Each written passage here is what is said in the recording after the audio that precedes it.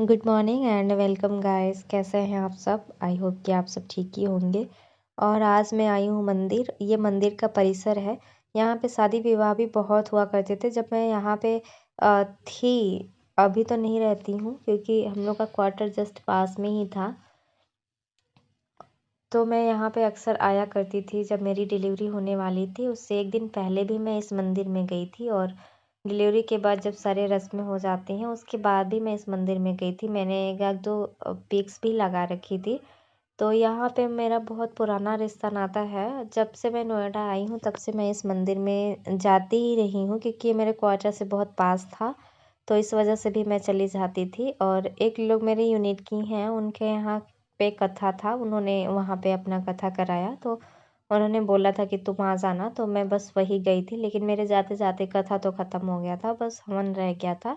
तो हम लोगों ने हवन किया और उसके बाद फिर मेरी और मेरे बच्चे दोनों की तबीयत ठीक नहीं थी। फिर भी मैं सोची कि चलती हूँ क्योंकि एक दिन पहले ही मुझे मंदिर जाना था, लेकिन मैं कही कि अगले दिन जब जाना ही है तो उसी दिन ही ठीक है, क्या 2 दिन जाना, क्योंकि अब मैं जहाँ रहती हूँ वहाँ से वो मंदिर दूर भी है। और इस वजह से फिर नहीं जाना हो पाता। और मुझे बच्चे को इतना फीवर, मौसम भी एक तो ऐसा हो गया है, कुछ समझ नहीं आता। फिर मैं कही कि यदि मैं ऐसा बोलूँगी तो लगेगा कि बहाने बना रही है। तो पतिदेव ने बोला कि लेट ही सही, लेकिन चलो चलते हैं। और उसके बाद हस्बैंड को ड्यूटी भी पहले ही जानी थी, तो मैं आई, कुछ टाइम आराम की, फिर उसके बाद खाना वाना बनाना, फिर हस्बैंड को ड्यूटी जाना। और मैं कुछ ज़्यादा नहीं बनाई, बस भुजिया, आलू आलू प्याज टमाटर की और पराठे, बस यही बनाई थी, उन्हें पैक करके दे दी थी। और एक तो मैं भी हेल्दी नहीं थी और बेटू भी हेल्दी नहीं था, इस वजह से हम लोग को बहुत प्रॉब्लम हुई। और फिर रात भर तो बेटू फीवर में रहा, नॉर्मल होता था फिर हो जाता था। उसके बाद मैं हॉस्पिटल लेकर के गई, तो ये हॉस्पिटल से मैंने कुछ क्लिप्स ली थी, बाकी और कुछ नहीं।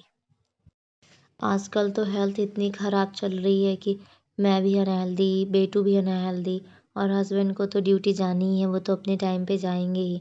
प्रॉब्लम प्रॉब्लम है, और ऊपर से मुझे पता चला कि मेरे प्रैक्टिकल की डेट आ गई है। और ये सुनने के बाद तो मैं क्या ही बताऊँ, मतलब पूरे तरीके से परेशान हो गई, क्योंकि अभी मेरे फाइल वर्क भी कंप्लीट नहीं है और मुझे इतना टाइम भी नहीं मिल पा रहा है। और टाइम मिलेगा भी तो मैं अनहेल्दी खुद भी हूँ और बच्चा भी है, तो उसको भी देखना, खुद को भी करना, मुझे बहुत प्रॉब्लम है इस टाइम, मैं क्या बताऊँ।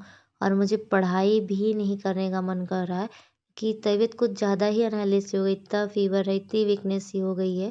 लेकिन फिर भी मैं थोड़ा सा समय निकाल के पढ़ रही हूँ, और बाकी जैसे तैसे सारे काम तो कर ही लूँगी।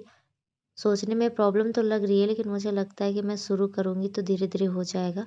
और मेरी आवाज़ से भी आप सबको लग रहा होगा कि इसकी आवाज़ तो बिल्कुल अलग है, क्योंकि मुझे तो कुछ बोलने का भी मन नहीं कर रहा है। लेकिन अब आप जानते हो, जिसके घर में छोटा बेबी है, आपको बहुत प्रॉब्लम है तो ठीक है, लेकिन इतना है कि आप सहन कर सकते हो, तो बाकी सारी चीज़ें तो करनी ही पड़ेंगी। तो बस सेम कंडीशन मेरे साथ भी है, और मैं सब कुछ किए जा रही हूँ। आज मैं बीएड के लिए ऑनलाइन पढ़ रही हूँ, क्योंकि मैं बुक से पढ़ने का आज मन नहीं था, तो मैं सोची ऑनलाइन देख लेती हूँ। तो बस नॉलेज लैंग्वेज को देख रही हूँ।